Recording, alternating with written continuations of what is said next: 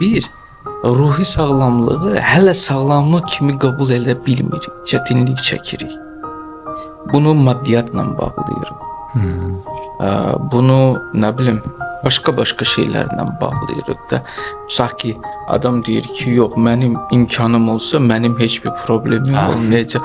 Belə çıxır ki, imkanlı adamların heç bir problemi yoxdur. Belə bir şey yoxdur.